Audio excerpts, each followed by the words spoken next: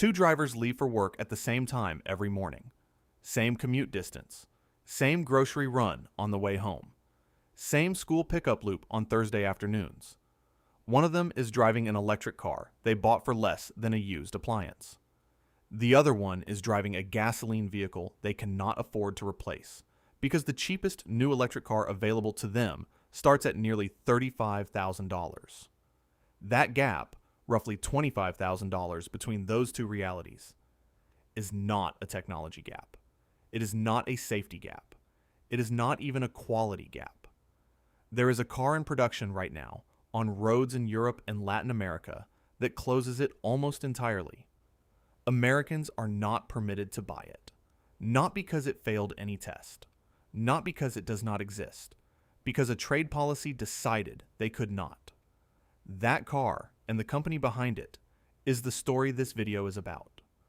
For 2 decades, the American electric vehicle market was built by a handful of companies willing to lose money for years, proving that battery-powered transportation was a real category and not a science fair project. Tesla, in particular, did something that no government mandate could have accomplished on its own. It built a charging network, more than 50,000 connectors globally, according to the company's own published figures, out of its own capital, before any competitor had a public fast charging station worth trusting. That is not a minor contribution. Every EV driver in America, regardless of what they drive, benefits from the infrastructure culture Tesla normalized. The Model 3, Tesla's volume sedan, is a legitimately excellent car. The over-the-air software architecture means the vehicle improves after purchase. On a 400-mile road trip, it is one of the most confident choices on the market. At roughly $39,000 to start, according to current manufacturer pricing, it is also priced above what the majority of American households spend on a vehicle. That tension, great product, limited reach, is the fault line running through this entire story.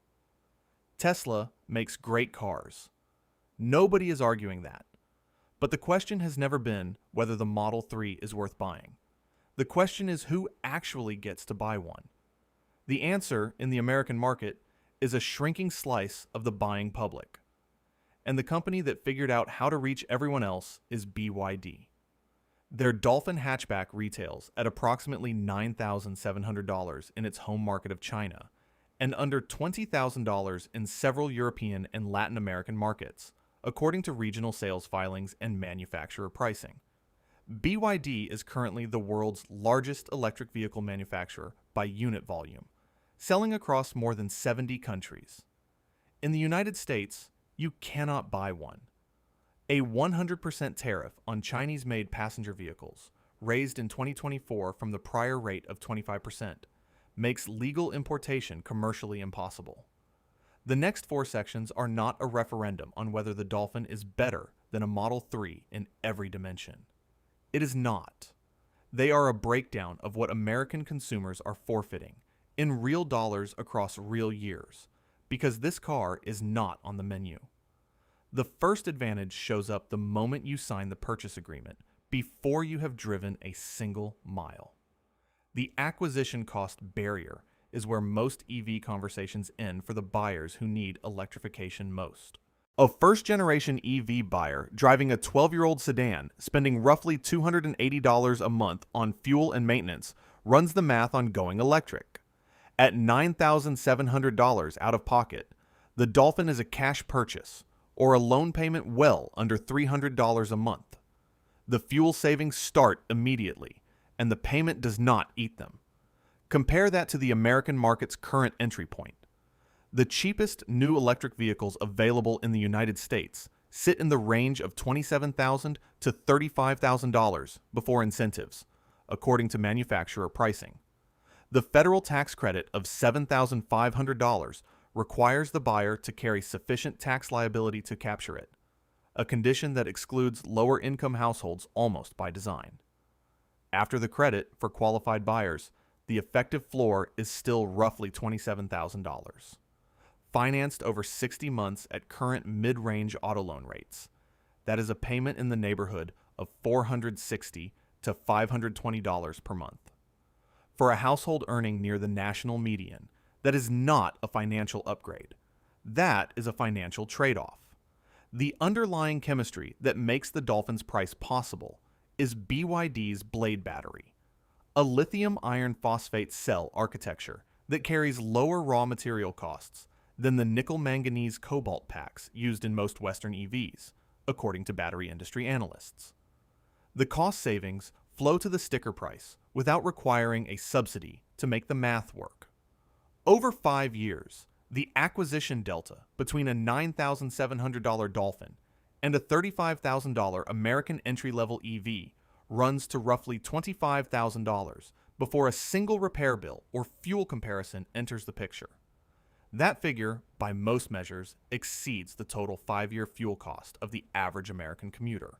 In Brazil, where the Dolphin is available without a tariff wall, industry sales reports show it reached top 10 EV sales rankings within months of launch. The demand exists. The barrier is policy, not interest. The second advantage does not appear on any window sticker. It shows up 18 months into ownership, on a Tuesday, when something breaks. Lithium iron phosphate chemistry, the foundation of the Dolphin's Blade battery, runs at lower operating temperatures than nickel manganese cobalt cells, which reduces the complexity of the thermal management system required to keep the pack healthy, according to battery engineering literature. Fewer components managing heat means fewer components that can fail. An independent mechanic in most markets can service the non-battery systems without proprietary diagnostic gatekeeping. Now consider what long-term battery replacement looks like on a mainstream American EV. Industry estimates for out-of-warranty battery replacement on nickel-manganese cobalt packs run between $10,000 and $20,000, depending on vehicle size and cell sourcing. For a used EV buyer, the second or third owner, the person for whom affordable electrification actually reaches, that uncertainty gets priced into the purchase hesitation. Battery degradation under frequent fast charging is a documented concern with nickel-manganese cobalt chemistry, particularly in high ambient temperature climates, according to multiple published degradation studies. BYD's Blade battery architecture arranges cells in a structural array that eliminates the traditional module layer, reducing internal resistance and improving thermal stability, per the company's engineering documentation. Lithium iron phosphate cells are rated for significantly more full charge cycles before meaningful capacity loss than comparable nickel manganese cobalt cells, per published cell specifications. For a vehicle used primarily in urban and suburban commuting, the Dolphin's core duty cycle, the practical degradation rate across high cycle use is lower than nickel manganese cobalt equivalents under similar conditions, according to independent testing data. Model the battery replacement risk conservatively. If the probability of needing a replacement is reduced by even $3,000 to $5,000 on a 10-year ownership horizon, that figure compounds on top of the purchase price gap already in play. The total 10-year cost picture, by that measure, widens further every year the car is in service. The clearest market signal here comes from the incumbent itself. Tesla has quietly adopted lithium iron phosphate chemistry for its standard range Model 3 and Model Y vehicles produced in China, according to the company's own product specifications. When the market leader switches to your battery architecture, that is not an endorsement. That is a verdict.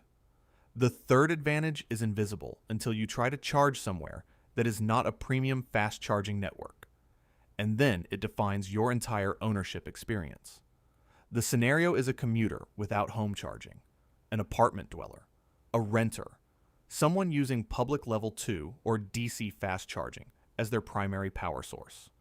Their cost per mile is set by the public rate, not the home electricity rate, and that distinction changes the 5-year economics entirely. Public DC fast charging in the United States averages roughly 28 to 48 cents per kilowatt hour across major networks, according to industry pricing surveys. At those rates, filling a 60 kilowatt hour pack to 80% costs between $17 and $29 per session. For 300 miles of range, that works out to somewhere between 6 and 10 cents per mile in charging cost alone. A figure that, at the high end, approaches the fuel cost of an efficient gasoline vehicle. The Dolphin's standard range pack sits at approximately 45 kilowatt hours, per the manufacturer's published specifications, with an extended range version near 60 kilowatt hours. The smaller pack costs less in absolute terms to charge at public rates. More consequentially, lithium iron phosphate chemistry allows charging to 100% state of charge daily, without the degradation penalty that leads nickel manganese cobalt owners to cap their charging at 80% as a battery preservation measure. That cap is not a minor inconvenience. It is a hidden range tax. An owner paying for 60 kilowatt hours of capacity and routinely accessing 48. The Dolphin owner uses the full rated range every day. Over 5 years of public charging primary use at 12,000 miles annually, the modeling difference between accessing full capacity daily and capping at 80% in additional sessions, additional cost, and additional time at chargers represents roughly $3,000 to $6,000 in avoided expense, depending on local charging rates.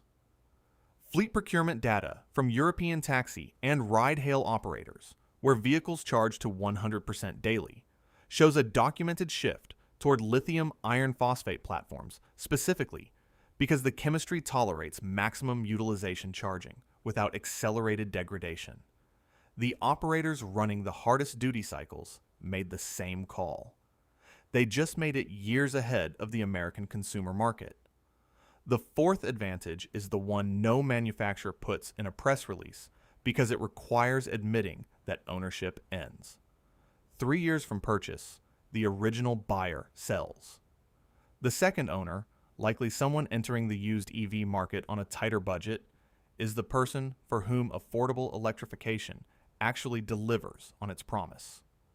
That transaction only works if the used price is honest, the battery health is knowable, and the total acquisition cost is within reach.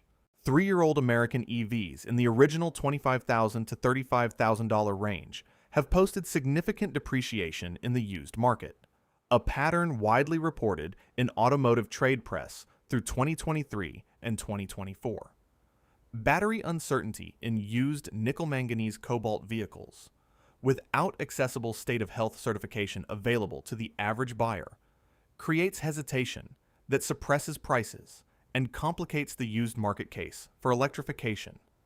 The federal used EV tax credit applies only to vehicles priced under $25,000 for income-qualified buyers, per current IRS guidelines, which means a used American EV that depreciated from $35,000 to $28,000 has still cleared the credit threshold and may not qualify. In markets where the Dolphin has been available long enough to produce used vehicle data, lithium iron phosphate battery durability has supported stronger residual values relative to original price, according to regional used market reports. The mechanical simplicity of a smaller, thermally stable pack reduces the unknowns a used buyer must account for. A buyer who purchased at $9,700 and sells 3 years later at a reasonable retention rate has a net cost of ownership, before fuel savings, that no vehicle in any segment of the current American EV market approaches. Industry analysts tracking used EV depreciation in the United States began adjusting residual value projections downward in 2023, with some models shedding 40 to 50% of value within 24 months, according to used vehicle market reports. Leasing arms and insurance underwriters noticed. The used market signal is not ambiguous, and it is the signal that matters most for the buyer who cannot absorb depreciation. This is where the argument has to be made, honestly, because the policy blocking the Dolphin from American roads is not simply irrational. If BYD could sell a $9,700 EV in the United States tomorrow, the American auto industry, which employs hundreds of thousands of workers directly and millions across the supply chain, would face a competitive shock it is structurally unprepared for. The Inflation Reduction Act's domestic content requirements for EV tax credits are a serious industrial policy attempt to build an American battery supply chain before Chinese manufacturers, who benefit from years of government-subsidized cell production, according to trade and energy policy research, take the market before domestic alternatives scale. That argument deserves to be taken seriously, not dismissed. General Motors publicly committed to selling 1 million electric vehicles annually in North America within a stated near-term window, and Ford's EV division posted multi-billion-dollar losses across 2023 and 2024 while attempting to reach a cost structure competitive with Chinese manufacturing, per both companies' earnings filings. Both companies have acknowledged in public statements that the cost gap between American and Chinese EV production is real, structural, and narrowing more slowly than originally projected. The tariff buys time. It does not build cars. The European Union, after moving toward its own tariff structure on Chinese EVs, is in active negotiation over trade terms that reflect the same underlying tension: protect domestic industry or let consumers access lower prices now. Several Latin American and Southeast Asian markets with no prior EV infrastructure are building their EV culture around vehicles priced the way the Dolphin is priced. The brand loyalty, the charging expectations, and the ownership habits of the next generation of car buyers in those markets are forming around a number that American manufacturers cannot match today. The question is no longer whether BYD can sell in America.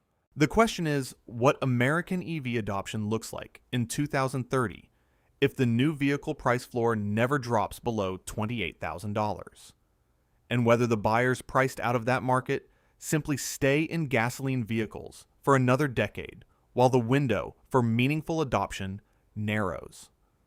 Tesla is not going anywhere. The supercharger network is real infrastructure that took a decade to build and cannot be replicated by policy memo. The domestic EV industry has made genuine progress, and the supply chain investments currently underway are not theater, but the technology that was supposed to democratize transportation has produced, in the American market, a price floor that excludes the majority of American households from new vehicle EV ownership entirely. That is not a supply chain problem. It is a policy outcome, and it has a cost that does not appear on any tariff schedule.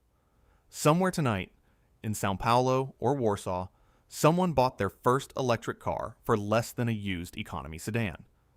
They did not need a subsidy to make it work. They did not need to calculate their tax liability. They just bought a car. In America, a trade policy decided that option was not available. The generation of buyers priced out of the American EV market today is the generation forming its transportation habits for the next 30 years. What they drive and who they trust to sell it to them is being decided right now, not by a better product, but by a number on a tariff schedule that most of them have never read. If you want to see more, click the video on screen now.